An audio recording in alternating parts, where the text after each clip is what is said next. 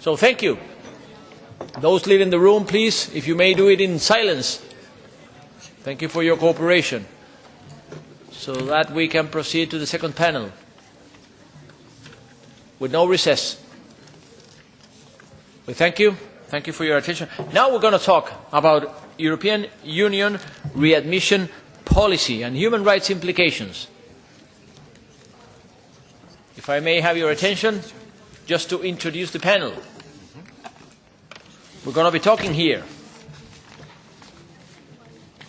of this second round of this panel co-hosted by the Human Rights Subcommittee within the Foreign Affairs Committee, chaired here by our colleague Mrs. Lochbihler, and Libe Committee on EU readmission policy as a key element of EU migration and asylum policy as a whole.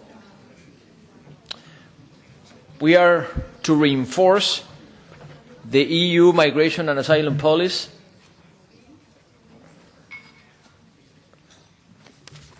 in this regard. We may not forget that development of this area of European Union level will only be achieved through a balanced and comprehensive approach to migration policies.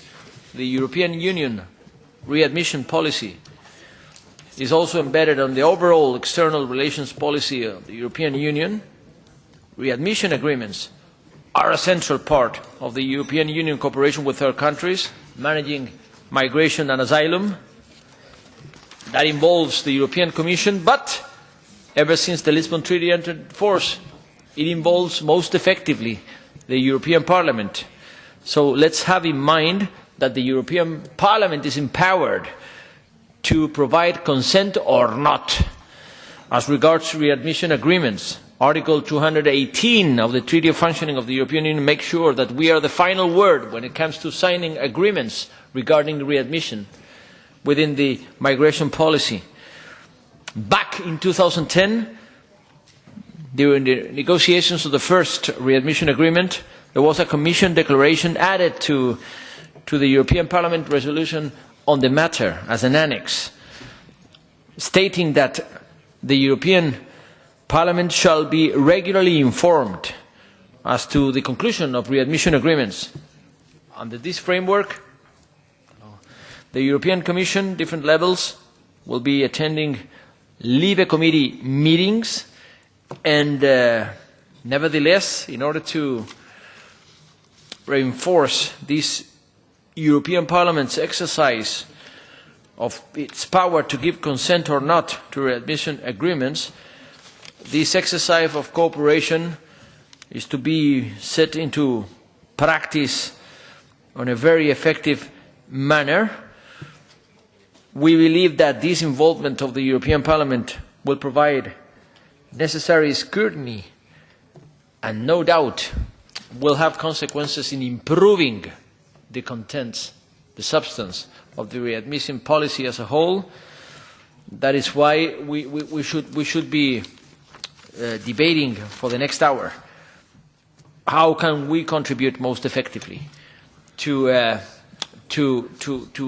ensure added value from the European Parliament side to the relaunching of the European Union readmission policy as a component element of the successor, the potential or eventual successor of the Stockholm programme for the coming 5 years in the coming term of the European Parliament. So we give way to this discussion by leaving the floor in the first place to Mr. Jean-Pierre Cassarino as Director of the Return, Migration and Development Platform of the University Institute in Florence. There you go. The floor is yours. Merci beaucoup, Monsieur Aguilar. Thanks very much, Mr. Lopez Aguilar. I'll be speaking French. First of all, good afternoon, ladies and gentlemen. It's a great honour to be able to speak to you. I'd particularly like to thank the organisers for inviting me along. Now, my brief set of remarks will relate to European readmission system and its implications for human rights. Now, I think it's entirely timely and appropriate to talk about this system. There are a lot of agreements that have been concluded by EU member states and by the EU itself. Now, naturally, I'm not going to have enough time in 10 minutes why this system, which is expanding, needs to be consolidated. It's got state actors involved with very strong interests. I want to focus primarily on the consequences and implications in terms of human rights. As Mr. Lopez Aguilar pointed out, since the entry into force of the Amsterdam Treaty, the EU has competences on readmission.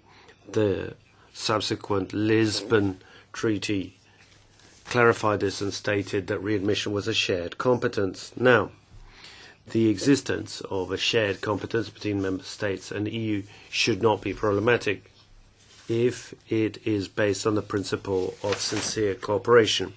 This is a principle detailed in Article 4 of the Treaty on the European Union. This means monitoring mechanisms have to be put in place to allow the European Union to deliver on its aims and objectives and to respect the values on which it's based.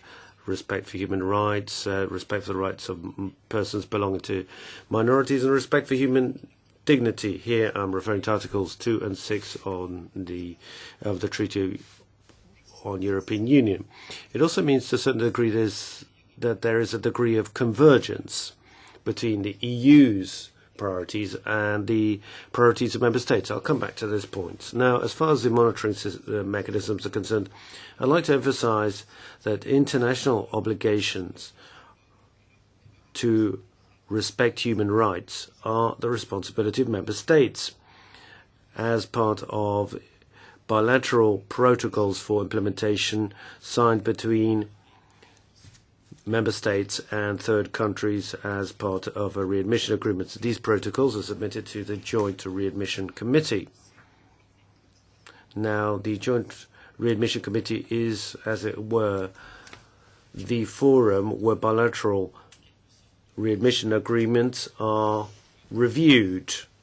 Now, its aim, its purpose is to look at technical issues relative to the implementation of the agreement itself.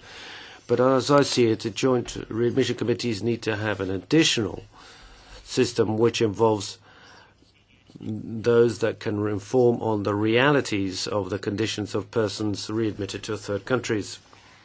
Now, this committee would look at the modalities and practical implications of readmission. Now, this system is particularly necessary because the EU has readmission agreements with countries that are not signatories of the 1951 Geneva Convention on the Protection of Refugees. I'm particularly thinking of Pakistan. And this, of course, has implications for those expelled to Pakistan who transit through Pakistan and who are heading towards Afghanistan. That's something we can come back to. The European Union has agreements with countries that are signatories to the convention but which don't have a proper asylum system. Ukraine is a particular example. Indeed, just recently a report was drawn up by the HCR highlighting the dangers of readmission procedures to Ukraine. Also, there are agreements with countries that aren't safe third countries, according to the HCR. Here I would mention Serbia. Agreements have been signed with third countries with the respect for ethnic minorities and stateless persons is problematic. Take Kosovo. Also, agreements have been signed with the countries that send people back to their country of origins. Here I'd refer to the domino effect in the case of third countries where illegal border crossing is subject to imprisonment. Here I'm thinking of Morocco. A readmission agreement is currently being negotiated with that country. And it's probably being concluded as we speak. So there are a lot of problems. And acute problems, which I think means we need to look at a system which goes beyond flexibility and operability, because these are the main priorities for the implementation of this agreement. After all, the Charter of Fundamental Rights of the European Union, since the entry of the force of the Lisbon Treaty, has the same value as the treaties themselves. Now, let me argue that Article 17 of the treaties, the Commission has as one of its aims to independently see to it that the treaties are respected. Therefore, if it is to deliver on its duties and create a system of early warning and survey and monitoring, then it has to act. Now, this system would mean that you wouldn't invoke an agreement. You would have to justify a readmission agreement, particularly if there were going to be breaches of fundamental rights, which is what Mr. Aguilar was talking about just now. And we'd also need to justify the criteria used to identify third countries with which European readmission agreements could be negotiated. Now, I'm aware that these criteria have, to an extent, been drawn up in 2012, but they reflected the time when they were conceived. Today, after the adoption of the Lisbon Treaty and also following on incorporation of the Charter of Fundamental Rights into the treaties, it's time to review these criteria. Let's move on to the second issue I mentioned, that is convergence of priorities, another sine qua non condition for sincere cooperation between Member States and the European Union. As you know, bilaterally, the Member States have always cooperated on readmission. Before the Commission, some of these already incorporated their bilateral cooperation modalities as part of what one might call now a global approach. And they were aware that readmission cooperation would be based on reciprocal obligations, but this reciprocity is rather imbalanced and as such rather theoretical. So a number of member states have been subjected to diplomatic pressure. And that's not enough, though, to convince a country to sign up to a readmission agreement. And indeed, such pressure can endanger bilateral relations to fight against international terrorism, police cooperation, border control, energy security, and so forth. So, as it were, this can endanger bilateral partnership, which is far broader than this particular issue. Now, I'm talking about broader bilateral relations, and here I would highlight the fact that bilateral readmission is part and parcel of an area where you've got foreign relations, trade relations, internal affairs are closely interlinked. If bilateral relations are an issue, their importance is something assessed by member states on the basis of other strategic issues of far greater import. Now, I don't have time to develop this, which is something we could probably talk about in the debate, but still, these bilateral interactions contrast with what the European Union has sought to develop since the entry into force of the Amsterdam Treaty. There are a number of areas of cooperation that are conditioned by so-called efficient cooperation on readmission. This conditionality at a European level is almost omnipresent. So there is a kind of centralization of readmission in relations between the EU and third countries. Another point to be made, which is particular to the European Union, and that is that DG Internal Affairs is the main player in relations with third countries, though I think that the European External Action Service should play a front-line role in managing the global approach to migration with the European Union, seeking to promote, that is, if the External Action Service manages to make its viewpoint prevail. So readmission is basically guided by a principle of swiftness, efficiency, and flexibility, and that's not really compatible with the respect for international human rights standards. Increasing mobility and border measures is a danger in certain countries because it may lead to an increase in arbitrariness and may lead to an acceptance of necessary evils. Now, of course, rather subtly, those that want greater operability and flexibility manage to get their viewpoint to trump other concerns about human rights and refugees and so forth. I don't know the extent to which the cooperation between DG External Affairs and External Action Service could, to a degree, unblock the debate on readmission and the political debate on its modalities. On the other hand, I know that these readmission agreements, be they bilateral or Europeans, are something which is international human rights organizations and associations are increasingly interested in. Also, so are European associations and third country associations of this. There's an increasing vigilance on this matter in North Africa because these countries are facing unprecedented attacks on social justice, challenges in terms of development, liberty and human dignity. Now, obviously, these breaches, of course, put the spotlight on the decision-making in these countries, but they also expose the European Union because efficient cooperation and readmission has guided its policies. It can't really respond to these challenges. So to conclude, I would say that today there's one criterion which the European Union, or one notion that the European Union has to deal with, and that is added value. And that's, of course, been in force since the Amsterdam Treaty. Now, I don't want to seem overly idealistic, but I think the most solid and credible added value that the European Union could generate in its foreign relations with third countries, and particularly on readmission, would be precisely ensuring that fundamental rights are respected. The increased role of the European Parliament here will play a crucial role. So will the role of the External Action Service. I think they've got a key role to play on this as well. So thank you very much for your attention. Cassarino, représentant de l'Institut universitaire européen à Florence. Maintenant. Thank you very much.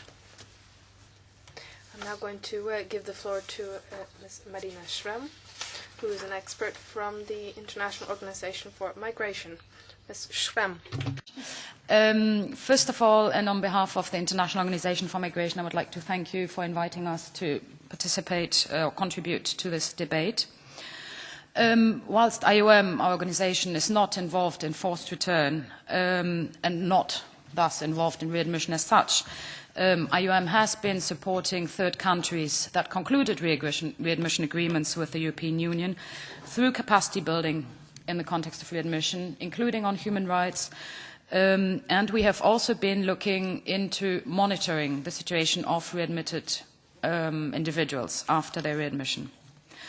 But first of all, I would like to share some general remarks regarding readmission and human rights.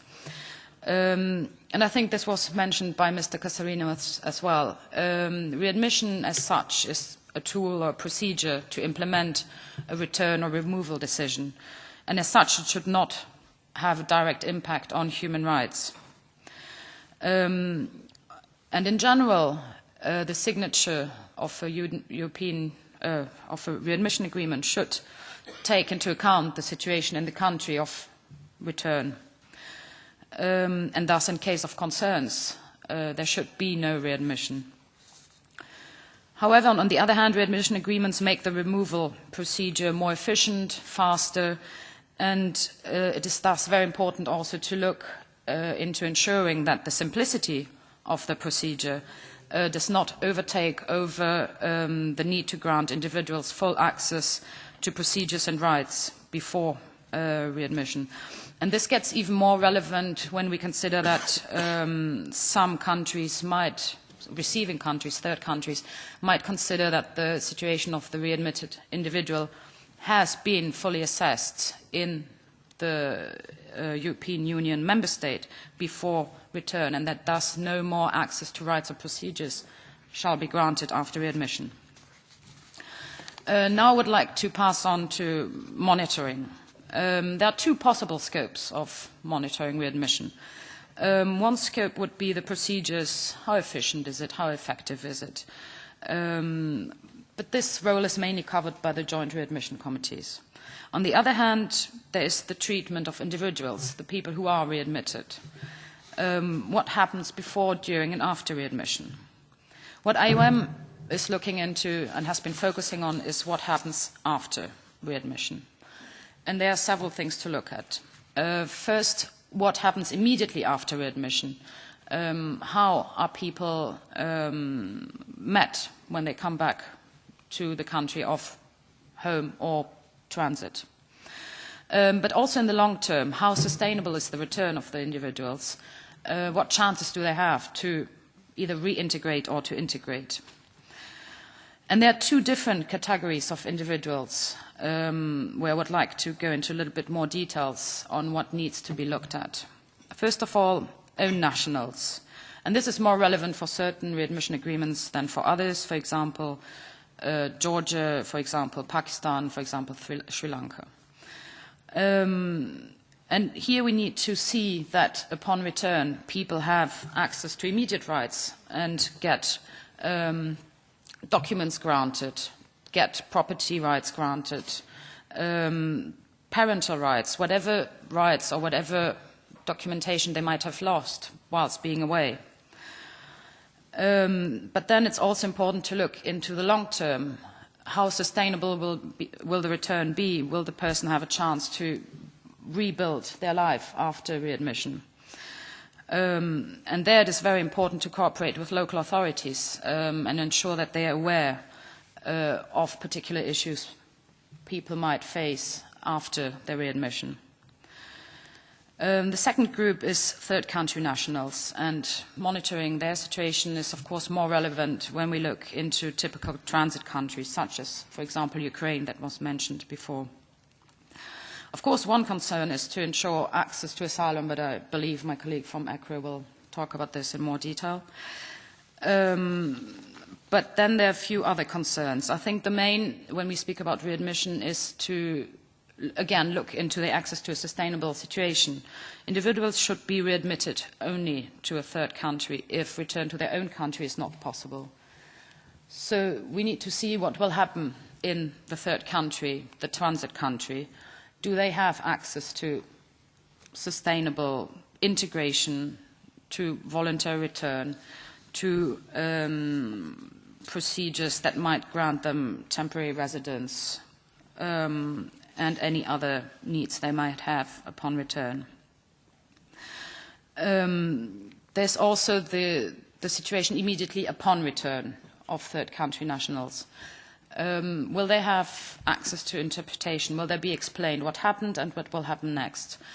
In some countries, readmitted third country nationals are placed into detention for having established that, yes, they were irregular migrating and should be placed into removal facilities. So there is quite a lot of concerns and human rights that can be or should be looked into and monitored. What IOM has now recently been doing is that together with the Commission we have been working on a pilot project that should start either the end of this year or early next year. This would be a 3-year pilot project focusing on Ukraine and Pakistan, two countries that were already mentioned as remaining in the focus of particular monitoring. In this project, we will partner with UNHCR, with civil society, to look into what exactly does happen after return. And the idea is to look into third country nationals as well as own nationals, to follow up over 3 years after the return what is happening after, let's say, detention, after readmission, and to, of course, then be able to provide feedback to the host governments, of course, since partnership with them is very important, but also to all other interested parties. And I think I will end here. Thank you very much for your attention. Thank you. We thank you. We thank you, Madam Schramm, for your contribution. And there we go with the third panelist here this afternoon, Mrs. Hélène Soupios-David, who is the responsible person of returns, readmission, and accompanied children of the European Councils on Refugees and Exiles. Please, there you go. Thank you. So, as it was mentioned, I'm representing the European Council on Refugees and Exiles, ECRE, which is a pan-European alliance of more than 70 refugee-assisting organizations across Europe. And we're very grateful to have the occasion to give our views on readmission agreements here. First of all, I wanted to start by saying that ECRE position on return is that we do not dispute the sovereign right of states both to control who enters their territory and as well to return people if it follows an effective access to asylum procedures for people that would be in need of protection and a fair assessment of the asylum claim and then of the personal situation that would then lead to a return. As it was mentioned before, readmission agreements are often described just as an administrative instrument, a sort of operating tool, which then just facilitates the return itself. So therefore, a readmission agreement is not in itself in violation of human rights. And it's true that there are some human rights safeguards in readmission agreements, but we believe that it's not enough because there are very strong implications related to the actual implementation of those agreements. And this implementation and implication are not always taken into account in the discussions, so I'm very happy that there's this debate today about human rights implication. And the issue in our view is that the neutrality of readmission agreements is based on the premises that the return process is fair and that all safeguards are applied. But unfortunately, we have seen in the past that it is not the case and that there are some violation of human rights happening, there are some concerns. And in the end, we're talking about people, and it's the life of people that can be put at risk in this context. I will not come back to I will try to be complementary to Mr. Cassarino's presentation, who already highlighted a number of human rights concerns.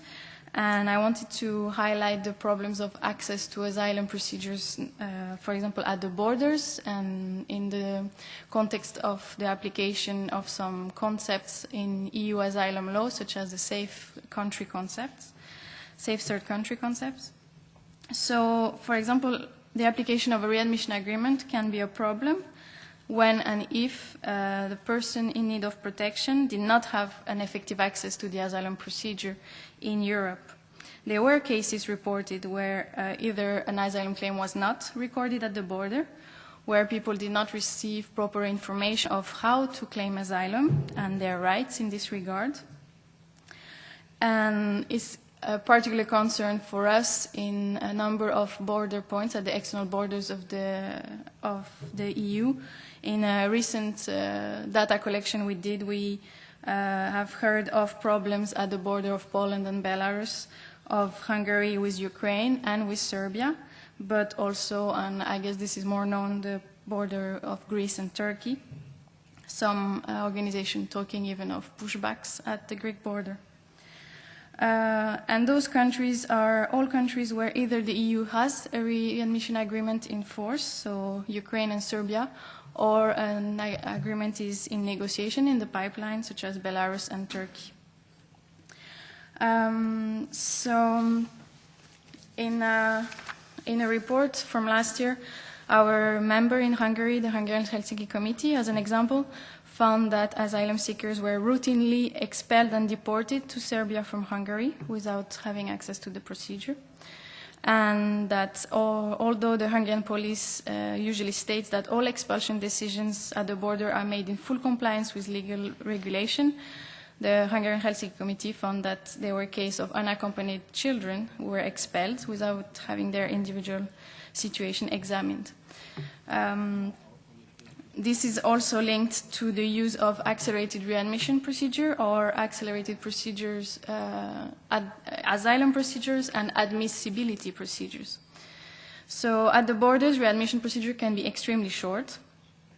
And accelerated readmission procedures are included, for example, in EU readmission agreement with Montenegro, Serbia, Russia, Ukraine, as well as in the one that is still not yet in force with Turkey. The problem with accelerated procedure is that means that if you're removed in a couple of days, you may not have access to an effective remedy, you may not have time to appeal, to gather the necessary evidence, to access a lawyer, to access information.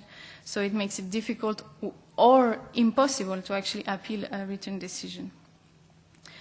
Also, many readmission agreements allow for the readmission of third country nationals, so we've heard about that. That means readmitting a person that is not a national of the state where it will be returned. And this raises general concerns, especially in the case of transit country. We've heard of Ukraine. And this is related to, as I said, the application of the safe third country concept or first country of asylum, meaning that safe third country concept means that a country which is considered able to offer protection to asylum seekers and that will not put their life at risk, then a person who transited through this country can be sent back there without having their asylum claim examined in the EU member state. So Serbia is usually considered as a safe third country, but as I've mentioned before, a number of NGOs have actually showed that it's not the case. Why? Because in Serbia you have a number of obstacles to actually access an asylum procedure. There is an extremely low recognition rate to 0, depending on the years, and there are actually no effective remedies. So at ECRE we believe that the concept such as a safe country is flawed in itself, and that really undermines the access to asylum of people in need of protection. So if this concept should be used, and readmission therefore linked to that assessment used, it should always be with an individual assessment of the personal circumstances, which, even if it's guaranteed in the law, is not applied in practice. The other problem that has already been mentioned by Mr. Cassarino is the problems of human rights violation in third countries themselves and the risk of what we call chain refoulement, so send back, expelled from one country to another, where at the end the life of the person may be at risk or their freedom and rights may be at risk. There have been cases documented, and this can have irreparable consequences on the life of people. We have heard about people being detained upon return, so in Ukraine and Morocco. I will not come back to that. Just to mention that in Ukraine, unaccompanied children can also be detained in the same condition as adults for having crossing a border illegally. There is no access to the asylum procedure in a number of states, as I have said. And, for example, there is no proper asylum system in a number of countries. That Ukraine does not have a proper system, and UNHCR urges in a recent report of July 2013, a position UNHCR urges states not to return asylum seekers to Ukraine on the basis that they could, on the safe third country basis. Also, if we think about the negotiations with Turkey, an agreement was being negotiated and agreed while Turkey was not having an effective system in place and was applying a sort of what is called a geographical limitation, meaning that most asylum seekers were not eligible for status in Turkey except through a UNHCR procedure. Turkey did adopt a new law that has a lot of positive aspects, but it's not fully implemented, and even when it's implemented, it will need to be assessed. And then, so if you return third country nationals to a transit country, a country that is not their own, that means that if they cannot have access to asylum because of the issues I've just mentioned, then there is a risk that they will then be expelled, readmitted to their countries of origin. We could think of a Russian national, but from Chechnya, that would be readmitted to Ukraine, and that then Ukraine would send back to Russia.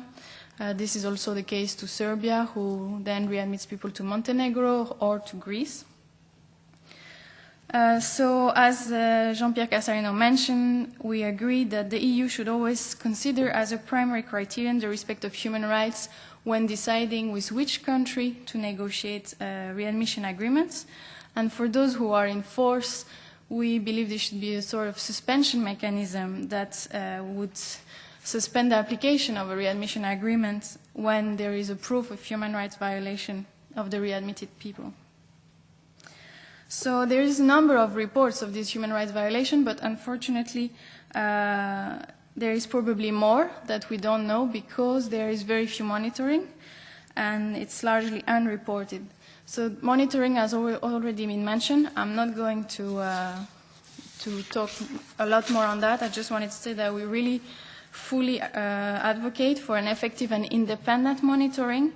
There's a real need of transparency around this monitoring, and we really hope that this pilot project that IOM is going to do will be a transparent project with transparent findings, that civil society will be indeed involved, and that this will not just be a pilot project, but that it will actually be a more effective and efficient and systematic. So in conclusion, I think reports of human rights violation that exist should be taken into consideration when the EU and member states both negotiate and assess readmission agreements. There was a lot of good recommendation in the European Commission evaluation of EU readmission agreement that was published in 2011. But then in the subsequent Council conclusion, very few of those recommendations were taken forwards. I think there's this need of transparency is also important in that regard, to know what happens with this recommendation, what happens next. As I said, return can have irreparable consequences for the life of the people returned, and people should never be sent back to places where their life are at risk or their freedom is at risk. The responsibility of member states does not stop at their border, and this is also, I think, one of the roles of the European Parliament, to remind member states of this and to play an active role in ensuring that there is efficient monitoring. Thank you.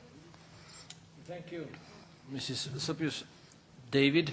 And now, for a first exchange of views, I understand the desk officer of the EEAS information has not made it for the meeting, but we have the European Commission's representative of the DG Home, Mrs. Niels Coleman. No, Mr. Niels Coleman. I left Mrs. Coleman at home, but if you don't mind, I'm happy to take the floor. Thank you very much for this opportunity to react. My name is Niels Coleman. I indeed work at DG Home, where I'm part of a two-man team which is in charge of negotiating and monitoring the implementation of the EU's readmission agreements. Glad to be able to react today. The Commission services would, of course, have been more than ready to give a presentation today had we been invited to give you a more detailed account of our policies in this area, which have developed strongly since, in particular, the debate, I think, with the European Parliament surrounding the readmission agreement with Pakistan. But I will do my best, certainly, to give you a quick overview now. The Commission takes very seriously the potential impact of the EU readmission policy on human rights protection. This you will see outlined in significant detail in a 2011 evaluation that the Commission produced, which was a Commission communication which also made a number of very important recommendations. The legal framework of readmission and human rights protection, I think, is very clear. It's important to stress that readmission agreements do not exonerate in any way the contracting parties from adhering to their international obligations. Quite on the contrary, EU readmission agreements reiterate the application of those international obligations, such as those following from the Geneva Refugee Convention or indeed the European Convention of Human Rights. Readmission agreements cannot be applied to anyone who is at risk of refoulement, be it direct or indirect, or anyone at risk of infringement of other rights which would prevent expulsion. Indeed, the EU Asylum Acquis, also the Return Directive and all its safeguards apply in full to individuals who are subject to readmission as a result of a readmission agreement. The Commission, of course, does recognise that there can be a difference between the legal framework on the one hand and practice or implementation on the other, which is why in the 2011 evaluation that I just mentioned, the Commission made a number of recommendations for introducing certain flanking measures or additional safeguards in this regard. Some of these flanking measures you will see incorporated in the latest readmission agreements that we have negotiated. LIBE recently voted favourably for giving its consent to the conclusion of the readmission agreement with Armenia, which I believe the plenary will be voting on the 9th of October. This is the first readmission agreement of the EU that you will see that has new provisions that are relevant in this regard. It has an additional article which ensures the respect of the contracting parties of human rights protection during the readmission procedure, in particular of the receiving country after readmission has taken place. It contains a provision which gives priority to voluntary return, and importantly it contains, or it introduces, a new element in EU readmission agreements, which is the possibility to suspend the agreement in appropriate cases or when there is a necessity to do so. In addition, the Commission is piloting monitoring along the project that IOM just outlined. We are hopeful and that this project will be up and running soon. It will be implemented in Ukraine and Pakistan, as was already mentioned. It will run during 3 years. Our intention is indeed for this to be a very transparent project involving fully civil society as well as IOM and UNHCR. After the 3 years running time, the Commission, of course, will draw appropriate conclusions as to the practicality and feasibility of monitoring, also possibly on a broader scale. This version of monitoring, of course, comes in addition to the monitoring that already takes place within the scope of the joint readmission committees that each of the EU's readmission agreements has put in place.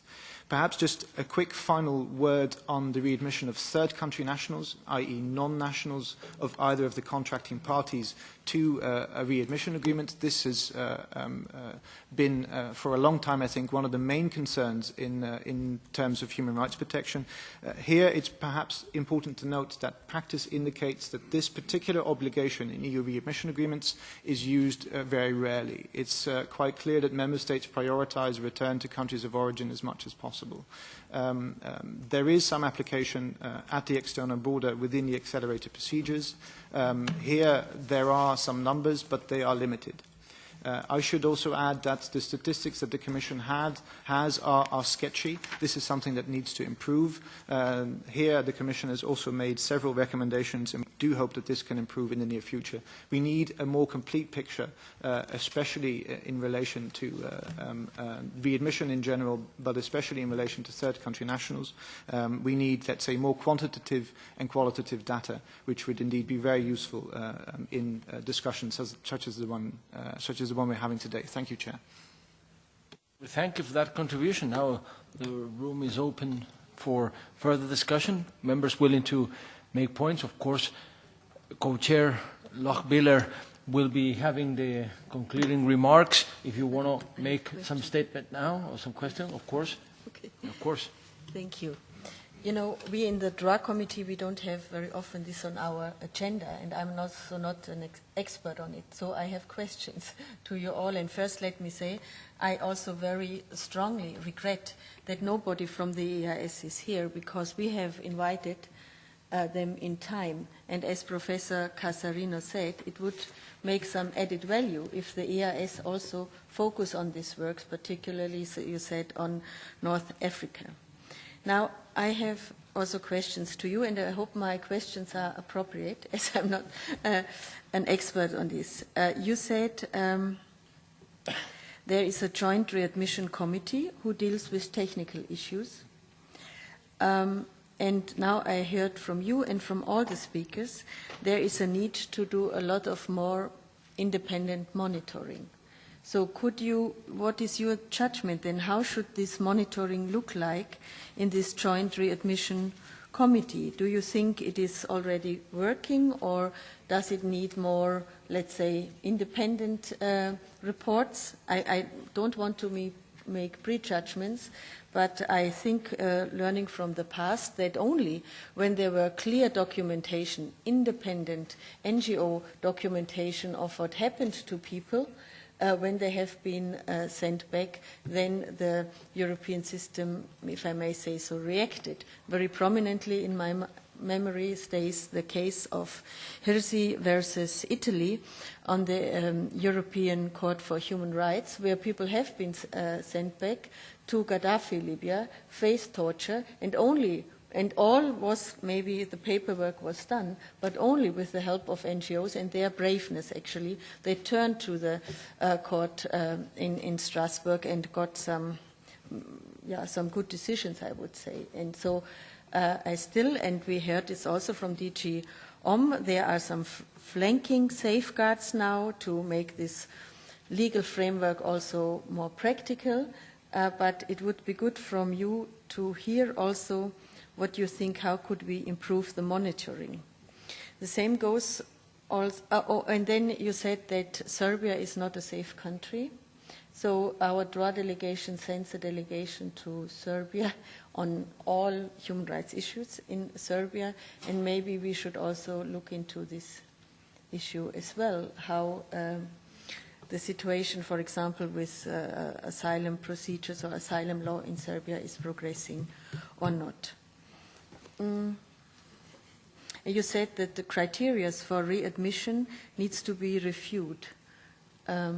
Did I understand that right? They have to be, let's say, updated. Updated. And if they were defined in 2002 already. Okay. But nowadays, after Lisbon, it's time to change. Okay, good. So that is because of it. Now to Madam Schramm, also regarding the monitoring. You spoke about the pilot projects you're planning to do. Do you have already existing cases where people went to the court because they faced human rights violations after they have been sent back to a third country or to their home country? Maybe you just collect the questions because I see more colleagues have one. And to ECRE, you were arguing for a stronger human rights safeguards in the readmission agreements, and you mentioned that there should be a good asylum laws and procedures in the relevant country, and you also referred to the monitoring mechanisms.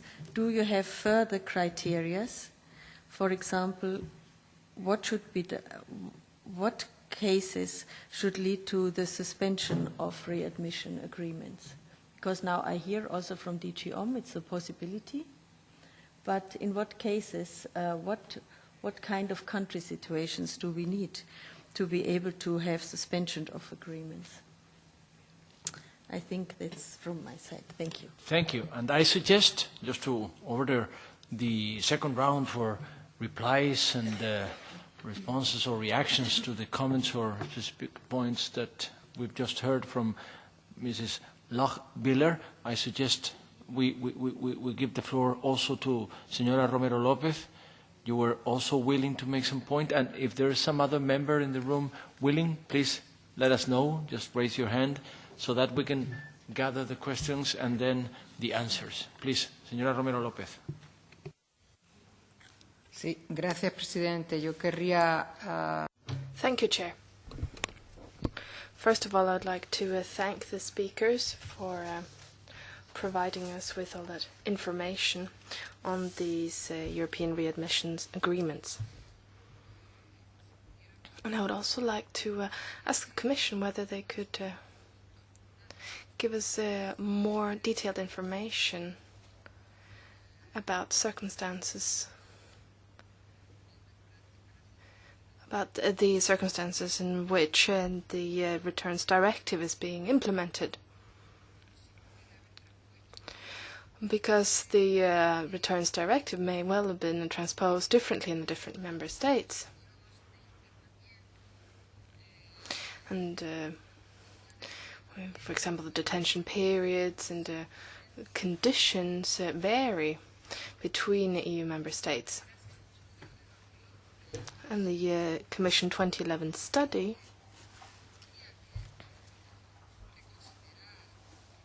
indicates that we should, in fact, reconsider some aspects of these readmissions agreements and, in part, how the directive is being implemented. I mean, because we cannot have such vast discrepancies within the EU, such vast differences. And I would also like to ask the Commission, I mean, why are there such enormous differences between how much time is being spent in detention centres between member states, particularly for asylum seekers and also legal migrants? And why don't we have any specific legal means to denounce the blatant violations that are occurring in some member states? Do you have any more information that would help us to speak out against this situation and make sure that people who have not committed any crimes are not treated in such an inhumane way? You know, all they've done is an administrative infraction, perhaps. Okay. Go on. Thank you very much, Mr. Chairman. I would like to put the panelists a very amateurish question. Madam Chair put it in a very logical way, but still. I was intrigued by the statement of two of you who said that Serbia is not a safe country. Oh boy. How does it, whether you can explain it in a very practical term? As we all know, some 2 years ago, countries of the Western Balkans got the visa-free regime to visit the Schengen area. Was it okay if it is not a safe country? Can the Serbians ask for the political asylum? I don't think so. So please, if you can enlighten me on that. Thank you. If no further points, some question was made to the Commission's representative and then back to the podium. Maybe Mr. Coleman, would you like to address the point that was raised by Senora Romero Lopez? Not being an expert myself on the return directive, I'm very happy to pass the floor to my colleague Manfred Hélène. Good afternoon, everybody. I took from your question that you wonder why there are why the rules and procedures on concerning return are not fully harmonized and are not the same in each and every member state. But this is exactly the spirit or the rule, the existing rule of the return directive, that there are margins. For the detention, for the question of detention, we have very clear conditions and rules, and it was hard, the negotiations were very hard to get these safeguards into the existing rules, and member states have to accept and had to accept that detention, for example, is the measure of last resort. So, that we have not yet fully harmonized systems and periods for detention may be not fully satisfying for everybody, but actually what we have achieved with the return directive is already a good step into the right direction. The assessment of the transposition of the return directive in member states is currently ongoing, and as guardian of the treaties we are looking very, very seriously into details of transposition, and if there are justified cases to ask inconvenient questions, we will do that. Now let's get back to the podium, because some questions were put by our colleague Mr. Lochbihler, and I think there is some ground for a second round and then concluding remarks. We get started the same way. Professor Cassarino, or maybe you, as you want. As you please. Mrs. Schramm, would you like to go first, please? Thank you very much. I would like to try to reply to of your questions, Mrs. Lochbihler. The first one regarding what more could the joint readmission committees do, and why is the monitoring more technical than human rights oriented. I think the joint readmission committees, they are more the bilateral or multilateral level, but between the EU and the readmitting country. So per se they cannot be independent, because it's the two parties who see how well they have been doing.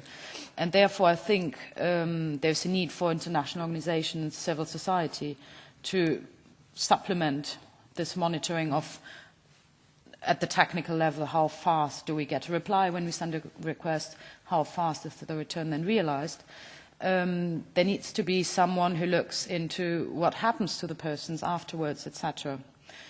And this is where I would like to come to your second question. You asked whether we have examples of monitoring that was done and where problems with regards to human rights were identified. Well, in fact, I do work in Ukraine, and together with UNHCR and ECRE, we developed a tool some years ago. It's called the Observatory Mechanism, and it consists of monitoring access to rights and services of migrants who are in detention facilities, including those who have been readmitted from the European Union. So on the one hand, what we saw is, and that's probably more for ECRE to talk about, is that some people claimed that they tried to apply for asylum in a European Union member state and were not given the chance, whilst Ukraine considered that since they had a chance in the European Union, why would they let them access the procedure? But on the other hand, we also looked together into much more, let me say, basic rights, not connected even to asylum, but the right to have legal counseling, an interpreter, understand what is going on, representation in court, on, for example, the removal hearing in Ukraine. And I think that through this tool that did provide information, and through following constructive dialogue, we did achieve quite a lot. And now, for example, NGOs can have access to detention facilities to provide legal counseling and representation at any moment.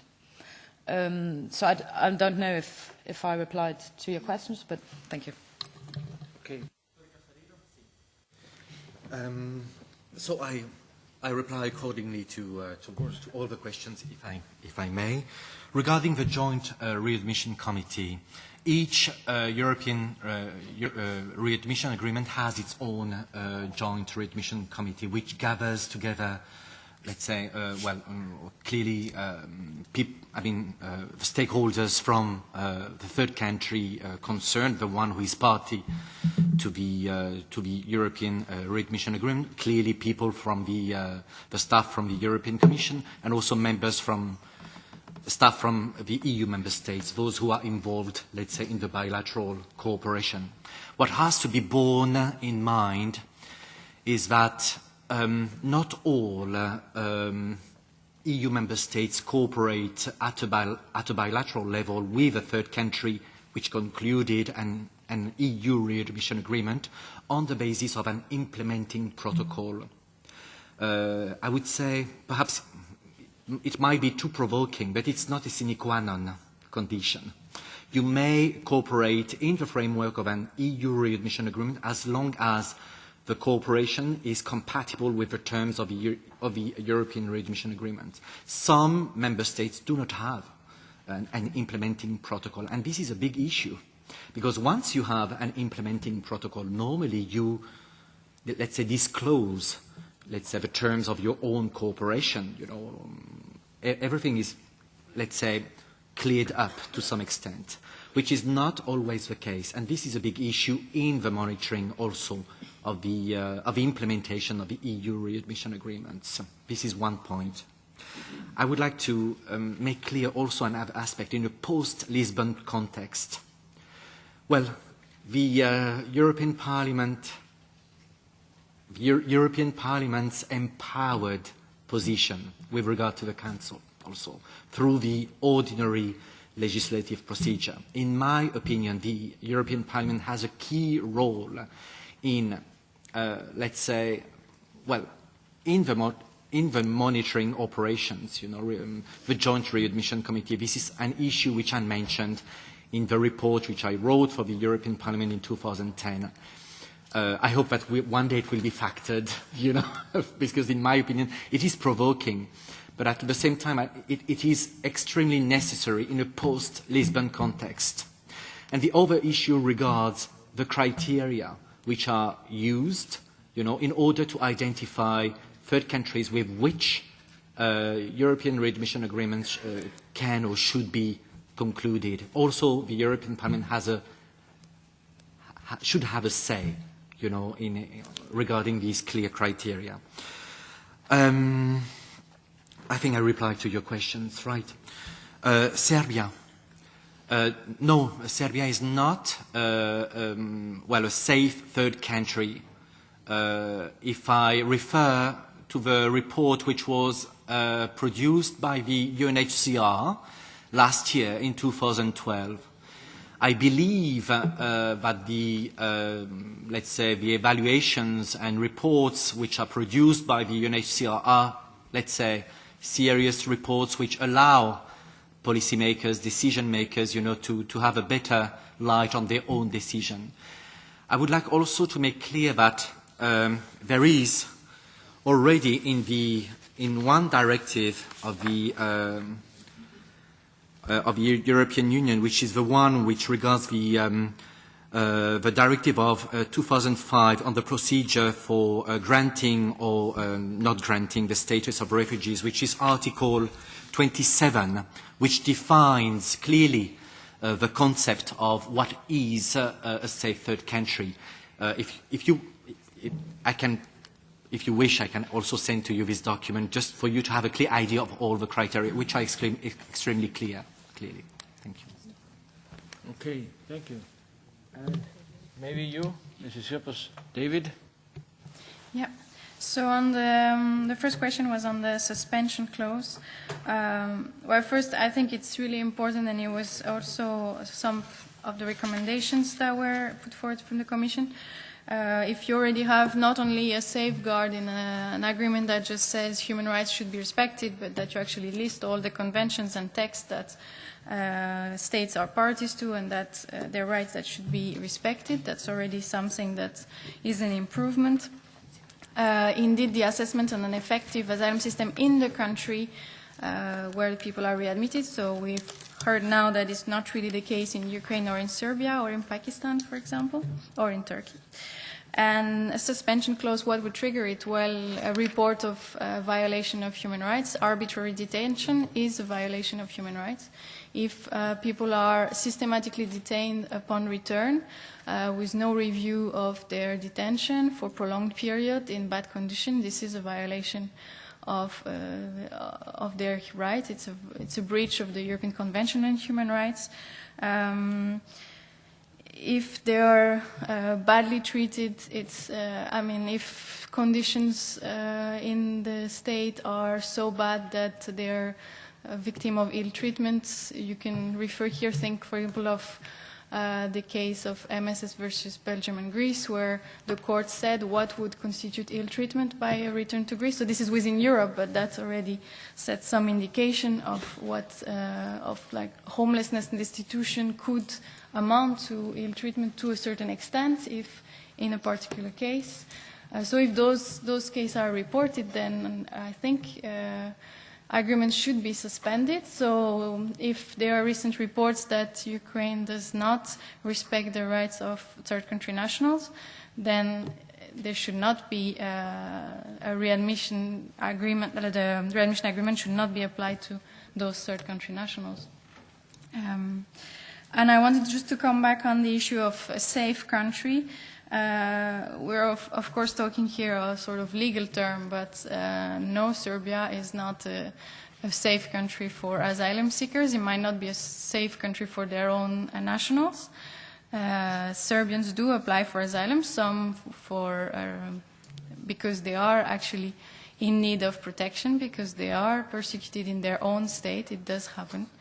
I just wanted to remind you that in the first Asylum Procedures Directive, it included the idea that the European Union should come with a common list of safe country of origin, and they actually never managed to agree on that list. So what is a safe country is actually something that even EU member states do not agree on, and Serbia and other countries are not. There's not as such a safe country. It always depends on the individual. And I was, on this return to Serbia, I thought of, we recently published a report and put online a website called the Asylum Information Database, on which we have testimonies of refugees and asylum seekers. And there's this story from an Afghan woman who is now in Hungary, who actually got protection in Hungary, who was sent back through an accelerated procedure to Serbia at the border in the middle of winter, just kind of put on the other side of the border in the snow, while she's quite young, and she managed to come back to Hungary and finally got her claim for asylum recorded and did get the status. So it is happening, and in Serbia she could not have access to asylum procedures and be protected there. Thank you. If no further hands have been raised, I don't see any other members or people in the floor, representative of the organizations or whatever interest might be present in the hall. If not the case, I think this is about it. We're coming to the concluding remarks of this working session we've had so far. We thank all of the contributions, of course. We have the three panelists that we've just heard, and co-chair Lochbihler, if you want to conclude, that'll be a pleasure. Thank you. And I can conclude with a nice quote, actually, I just found, and it's also good that we do this hearing, or we did this hearing together.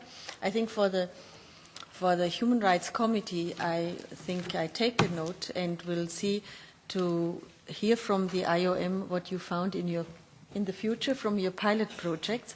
But as I said at the beginning, we did a draw opinion to the midterm review of the Stockholm program you referred to at the beginning. It was done by our colleague Jean-Jacques Bissep. And what does it say on this joint readmission committees you also referred to, Professor Cassarino? We call on the Commission to allow not only the Parliament but also NGOs, international organizations, European Parliament representatives to participate in the joint readmission committees and to urge the Commission to give Parliament access to the documents prepared by this committee. So we hope that the Libe Committee, and of course it's on a committee, but also the majority of the political parties here agree on such a recommendation, then it would certainly help to improve the work of these joint readmission committees. Because just what we hear, the case you gave at the beginning, at the end, very often I think this kind of policies dealing with refugees and people being sent back are very scandalous driven. That you get the majority of the political parties only to change policy after a very scandalous event. Or this, how can I say, if a refugee or a migrant who has been sent back is lucky enough to find somebody to support him and then makes the case again. Unfortunately, we have not so strong, in my personal opinion, human rights-driven refugee policy. So, and I thank you again also for coming, and thank you again for having a joint meeting. Thank you. Absolutely. It's been a real pleasure, a privilege. We thank you all. That'll be it. Thank you. So those colleagues from DROA, I have to remind you that tomorrow we meet in a different room, starting with a hearing on Iran. We meet in RSP 3G3 at 9. Thank you.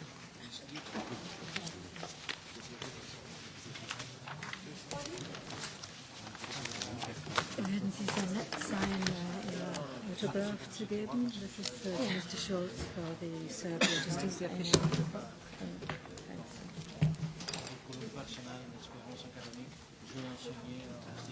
And at the front too, please. Thank you. Mm-hmm.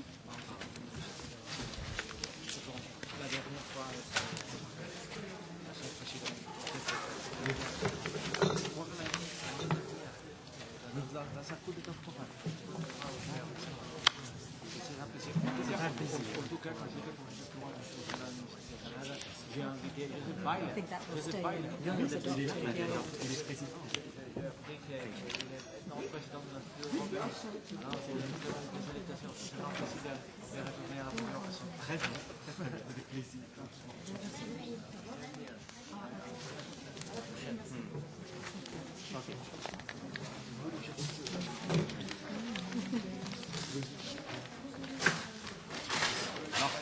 Oh, so thank you.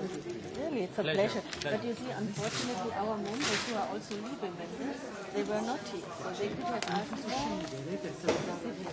always with some...